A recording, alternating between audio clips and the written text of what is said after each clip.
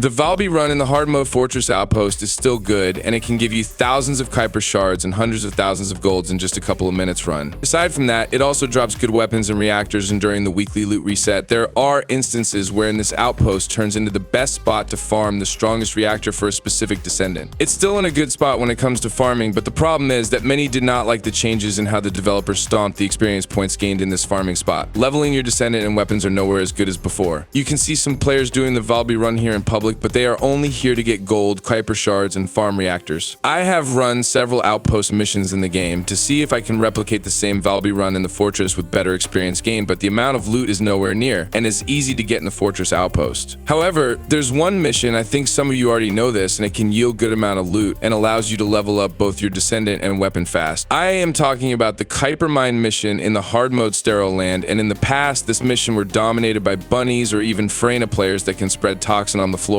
I am also planning to make this a solo Jaber loot cave, but honestly, I can't do it right now since I am missing important modules to make the Descendant an effective farmer on this spot. The key here is to kill enemies once they spawn, and you should be able to hit them so that another batch will spawn again, allowing you to get more loot in the process. Currently, I have these modules set up for my Jaber, and I'm missing health, more duration, and cooldown reduction so I can comfortably use my attacking compulsion build in this farming spot. Also, I am hesitant about optimizing my Jaber build right now, as aside from the Kuiper Mine farm, I can't see myself using Jaber in other missions. Do take note that this is just me, and I am not saying that Jaber is not a good Descendant. He is a specialist in specific missions, and honestly, I think I need more time with the Descendant to formulate a versatile build. On the other hand, I already have plans to maximize my ultimate Valby, and I'm testing right now if a crit build for this Descendant is worth it. These are the modules I currently have, and with Supply Moisture, I can deal as much as 120,000 critical hits to enemies in the Kuiper Mine with the cleanup ability. Take note that this ultimate Valby build is incomplete, and with all critical modules in the build, her cleanup ability's damage can deal 291,000 per critical hit on enemies in the Kuiper Mine Sterile Land farm. There are also instances that her first ability can deal massive 500,000 plus damage, but the only problem is that it sacrifices a lot on the build, such as cooldown reduction and even survivability if I go with full crit modules in the build. Now, the last region right now is in Fortress, and you can one-shot kill those trash mob units in the Valby run outpost with 68,000 damage. But why did I choose to go with critical though? It's because I don't have anything to add in my ultimate Valby build. I'm planning to go with increased health and stim accelerant to boost my HP to 22,000, which makes my ultimate Valby tanky even in boss fights. Then the last two module slots will be for cooldown reduction modules. I did this to make my ultimate Valby versatile in mobbing, farming, and even void intercept battles. Not to mention that Supply Moisture provide a huge buff in my guns, and my Thunder Cage can get a 70% critical hit chance with the skill module and critical modules in the weapon. I know some of you only needed the farming spot, but I just want to give additional information in this video that can help you. This ultimate Valby build can do the Kuiper Mine solo, or if you wish to go in public matches, then you can also do it. The average run would take almost 6 minutes, and it rewards between 250,000 or 300,000 gold and 10,000 to 18,000 Kuiper shards. This depends on the amount of loot that the enemies will drop, and for clarity, I do have a rare stat for Kuiper and gold drops in my external components. The amount of gold can be increased with additional boosters probably, but I'm already good with the amount I get in this mission. So far, I can say that Kuiper Mine is slightly better than the Fortress Outpost, as it also gives you decent experience points, and you can level up your friends' Descendants fast, or even your weapons in this farming spot. Now, I will share with you the updated Ultimate Valby build really soon, and I'm using this farming spot in Sterile Land to level up my Descendants and as well as farm loot. Finally, I also want to add that for those players looking for code breakers, then this mission rarely drops these materials used to crack open encrypted vaults. It can drop, but it's not as good as the ambush point, which is located in Sterile Land hard mode also. I think I've included all the information that I needed to share in this video. Before leaving, please help us with the YouTube algorithm by simply liking and sharing the video. Also, please subscribe if you want to watch more of the gaming guides from us. Thank you so much for watching, and we hope to see you again in our next video. Squad Leader, signing off.